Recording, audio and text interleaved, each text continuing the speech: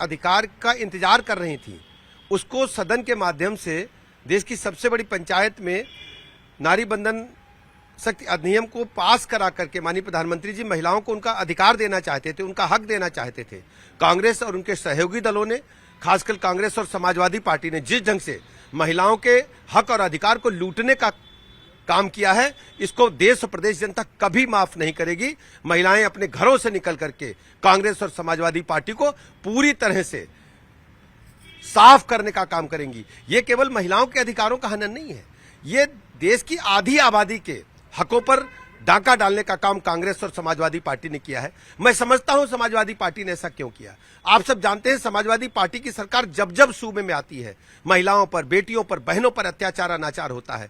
वो गुंडे जो बेटियों को तंग करते थे, बेटियों को परेशान करते थे, समाजवादी पार्टी उन्हीं के दम पर फूलती है, उन्हीं के दम पर सत्ता बनाती है। और अगर महिलाओं के हाथ में कमान आ जाती, महिलाएं कानून बनाने में शामिल हो जाती देश की संसद में, प्रदेश की विधानसभाओं में, तो महिलाएं इन गुंडे माफियाओं को प्रदेश से बाहर खदेड़ देती और ऐसा कानून कड़ा बनाती है हमारी बहनें कि गुंडे माफिया जेल से कभी बाहर नहीं आ पाते। अपने अपराधी तत्वों को बचाने के लिए समाजवादी पार्टी ने यह विरोध करने का काम किया है। मैं माननीय प्रधानमंत्री नरेंद्र मोदी जी का आभार प्रकट करता हूं। उन्होंने देश की महिलाओं को, प्रदेश की बहनों को जो अपना आह्वान के माध्यम से किया है कि उनका हक दिला करके रहेंगे। हम प्रदेशवासी सभी आदरणीय प्रधानमंत्री नरेंद्र मोदी जी का बहुत बहुत आभार प्रकट करते हैं। और प्रदेश की महिलाएं, आप देख रहे हैं कितनी रात में भी अपने घरों से निकल करके माननीय प्रधानमंत्री नरेंद्र मोदी जी की बातों को सुना है और उनका बहुत बहुत आभार प्रकट किया है। और सर, परिसीमन को लेकर के भी एक मिथ का जिक्र किया प्रधानमंत्री मोदी ने। जानते हैं कि परिसीमन हमेशा होता है, 2008 में भी हुआ था, एक सतत प्रक्रिया है। इस प्रकार की भ्रांतियां केवल समाजवादी पार्टी, कांग्रेस जैसे दल जो महिलाओं के अधिकारों को हमेशा लूटते रहे हैं, उनके नाम पर वोट लेंगे, उनको अधिकार नहीं देंगे आप? क्या आप चाहते हैं महिलाएं चार दीवारी के अंदर बैठ करके खाना बनाने का काम करें? आज भारत की बेटी यदि फाइटर जेट उड़ा रही है, रेल का इंजन चला रही है, देश के विकास में बराबर की भागीदार बन रही है, तो अगर प्रधानमंत्री जी ने एक मैं कहता हूं बड़ा निर्णय लेने का काम किया था, उनको हक और अधिकार संसद के माध्यम से कानून बना करके देने वाले थे। अब भारतीय संसद में, प्रदेश की विधानसभाओं में यदि बेटी बैठती तो समाजवादी पार्टी, कांग्रेस को क्यों दर्द हो रहा है? इसका खामियाजा कांग्रेस और समाजवादी पार्टी को भुगतना पड़ेगा। बिल्कुल, आधी आबादी का प्रतिनिधित्व करने वाली डिप्टी सीएम साहब की धर्मपत्नी भी मेरे साथ हैं। मैम, क्या कहेंगी आप? एक बार कैमरा पर्सन मेरे इधर आ जाएंगे। मैम, क्या कहेंगी आप आज जो आधी आबादी के साथ आपने बात? देखिए, आपके सामने जितनी भी हमारी बहनें यहाँ पे एकत्र हैं, आप सोचिए कितना दुख का विषय है उन महिलाओं को जिनको अपना आत्मसम्मान बचाता था, जिनको घर में बैठ करके जो अपने पतियों से सम्मान पाना था, वो आज कांग्रेस और सपा ने तो ले डाला, पूरी तरीके से बर्बाद कर दिया। महिलाओं को कहीं का नहीं रखा। आप समझ लीजिए, क्या वो अपनी पत्नी को संसद में बैठाते हैं, राहुल गांधी अपनी बहन को बैठाते हैं, पर यहाँ तो मोदी जी ने सारे देश की बहनों के लिए बात की थी, उन्होंने अपने लिए बात नहीं की थी। पर उन महिलाओं को कितना आक्रोश होगा आप सोचिए। मेरी बहनें जो दिन रात हर जगह लगी रहती है, हम लोगों के साथ माननीय पाठक जी के साथ कंधे से कंधा मिला के चलती है, उनको कहीं न कहीं उम्मीद रहती है कि आज भी हम लिखा पढ़ी में आ जाएंगे।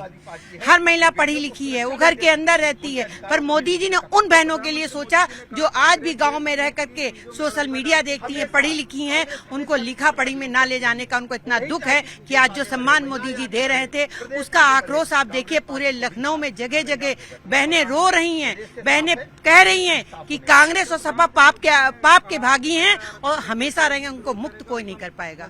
बहुत शुक्रिया आपका। ये आधी आबादी का प्रतिनिधित्व करने वाली डिप्टी सीएम साहब की जो है धर्मपत्नी थी। मेरे साथ कुछ महिलाएं और ज्वाइन कर रही हैं, उनसे बात कर लेते हैं।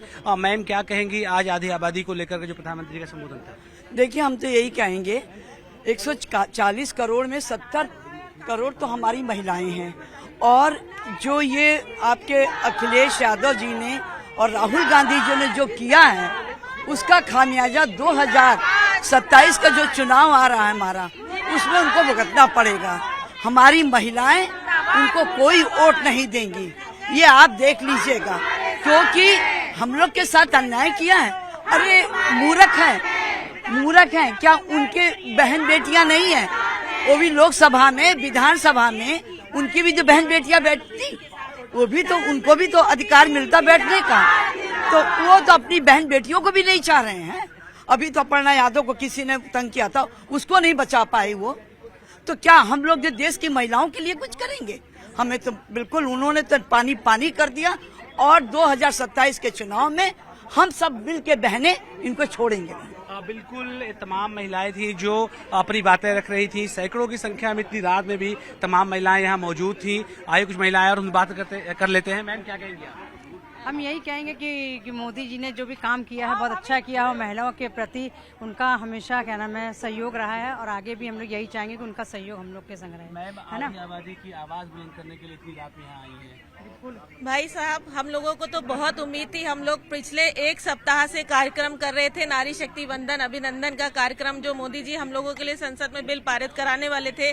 हम लोगों के मन में भी एक जागरूकता हुई थी कि हम भी संसद में जाके बैठेंगे, क्योंकि हम लोगों का भी जो राजनीतिक करियर है कहीं ना कहीं वो भी मोदी जी पर ही निर्भर करता है। जो बिल वो लाने वाले थे वो हमारे से लेके घर में बैठी हुई महिलाओं के लिए होने वाला था, कि जब हम संसद में आते, जब एक महिला जो घर को भी चलाती है, बाहर भी देखती है, जब वो संसद में आती है तो वो घर के नमक से लेके अपने संसद के, अपने देश के जो विकास है और देश का जो अपना देश से सुरक्षा है उसको अपने नारी शक्ति से अच्छा कोई नहीं कर सकता। और हम लोगों को बहुत अफसोस है, और हो सकता है आने वाले समय पे हम लोग समाजवादी पार्टी और कांग्रेस पार्टी के लिए धरना प्रदर्शन करना पड़ेगा, तो वो भी करेंगे। बिल्कुल, ये सैकड़ों की तादाद में जुटी हुई महिलाएं थी। साफ तौर से कह रही हैं कि आधी आबादी को लेकर के कांग्रेस पार्टी अपोजिशन अच्छा करने की बात करती रही है, लेकिन जमीन पर उसने कोई अच्छा काम नहीं किया। कैमरा पर्सन उपेंद्र के साथ अलाउद्दीन, न्यूज़ 18 लखनऊ।